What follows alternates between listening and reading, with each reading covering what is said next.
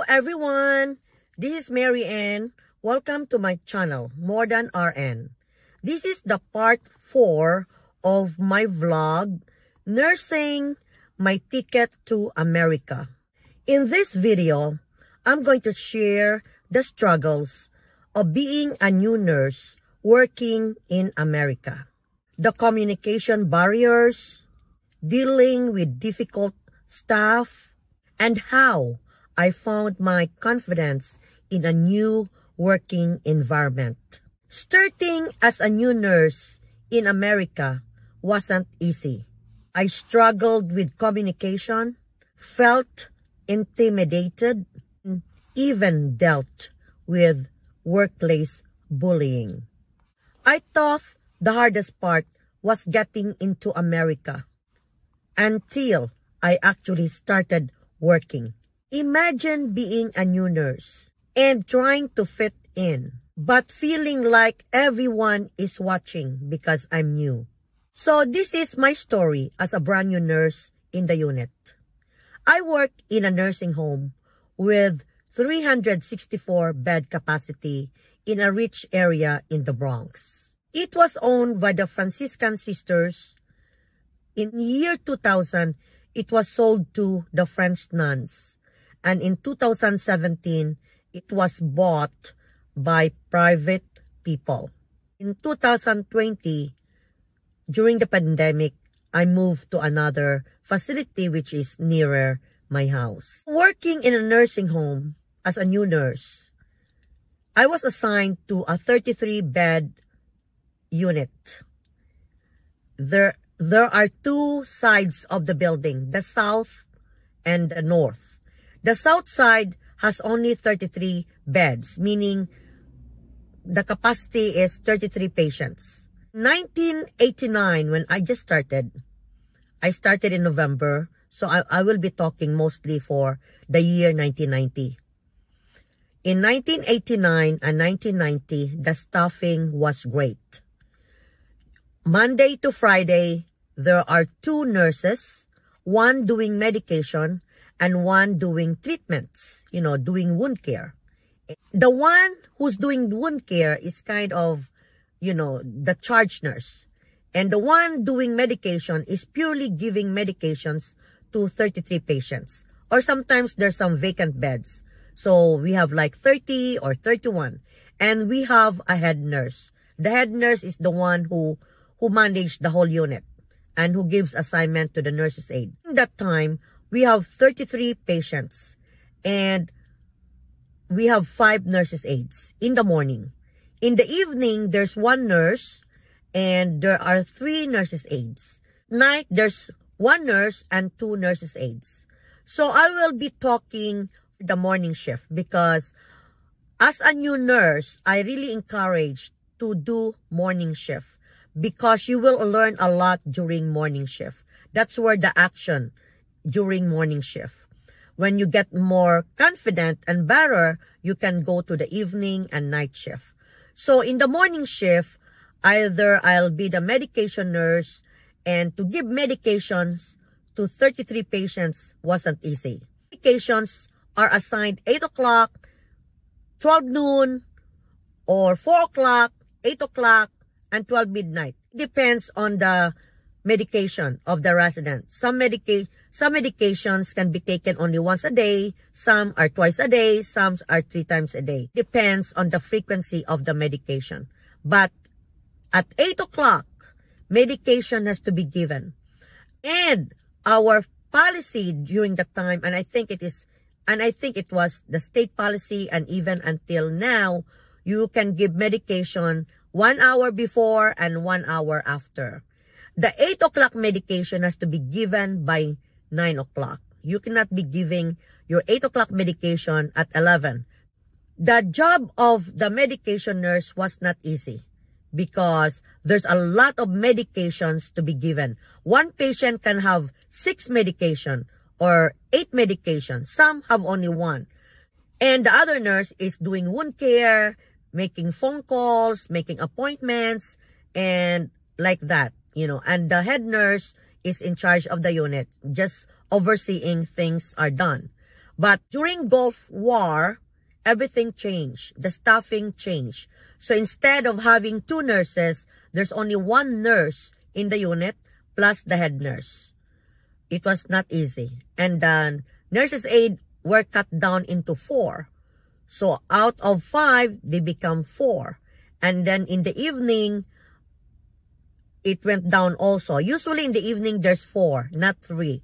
But during the Gulf War, there were only 3 nurses' aid. So the staffing were cut tremendously. And the supplies also were being watched. So working in a nursing home is not easy also, because you have a lot of patients to take care of. In the nursing home, you have 33 patients. And one of the challenges when you're a new nurse coming from the Philippines is communication. You know that we are not so fluent in English because sometimes we Filipinos have the tendency to say she if he's a he, or if she's a she. So sometimes we interchange that. And, you know, instead of saying, I'm going there, you will say, I'm coming there. You know, instead of saying, are you coming? Or are you going? You know, there's a lot of mixed up words sometimes. So communication is sometimes a problem, you know. So because of that, and because you're a new nurse, and the nurses' aid's been there for 15 to 30 years, and the nurses are American born, and they're very fluent in English, you felt intimidated. So sometimes you really wanted to speak up, but because of communication problem, you try to limit yourself in communicating. But you have to communicate what is best for the patient, because that's the reason why we are working and we are nurses, because we have to make sure that our patients are well taken care of. So when I was still new in my job, I was kind of shy. You know, I was shy because I know that in the Philippines, we went to college. Our nursing is equivalent to 4 to 5 years nursing. We have bachelors of science in nursing. But because we are new, I'm talking for myself. I was new, was kind of shy to speak up. Even though that at the back of my head, I have already an opinion or an idea, but I tried to hold on to it. I did not really open my mouth and all that. These nurses' aides, they're also from other countries. And some of them are American born. And they really have a big mouth and very loud. And they try to bully the nurses too, you know. They try to dictate the nurses what to do. And if you ask them to do something, they have a big mouth and they answer you back. You know, they don't have this kind of respect like in the Philippines, like the nurses' aide or respect the nurses.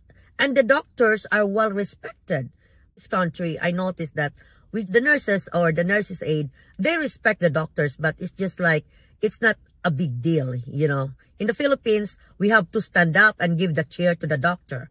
You know, not here. The doctor has to find his own chair where he can sit, you know.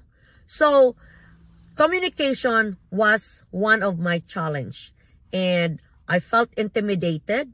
And also, there's a lot of bullying in the workplace. But that was during the time. But nowadays, I don't really see bullying nowadays in the workplace. It's more stricter nowadays. During the time, I remember this. I was with other nurses. We went to church. And I was still new that time. I was only maybe 3 days here, 4 days here. And we went to church. And one of the American guy, who at the end became our patient also. And some of the nurses were talking because they've been in this country for 1 year. So they're more familiar with the people and with the language. And the guy said to me like this, "Why you're so quiet? You don't talk? You don't talk? You don't know how to talk? You don't speak English?" That's exactly my experience. But, you know, when you're new in the job, when you're new in a place, try to be humble. And try to be, you know, try to keep things to yourself because you're new. So sometimes you just have to be humble and accept the fact that you're still new. Because as you get older in the job, I love my job and I was the oldest there. I was there for 31 years. And that will be another video. And I'm going to tell you how it changed my experience when I was a brand new nurse compared to when I was a nurse there for 25 years, 20 years, or even 30 years. So, communication was a big issue for me. I felt intimidated, and of course, I felt bullied by some of the staff that they are supposed to be under my guidance. All I can say is that when we are new in the job, we just have to remain humble, adjust to the situation. And one thing about Filipino nurses, okay, we are not upfront. We are not direct. Because that's not our culture, to be really frank.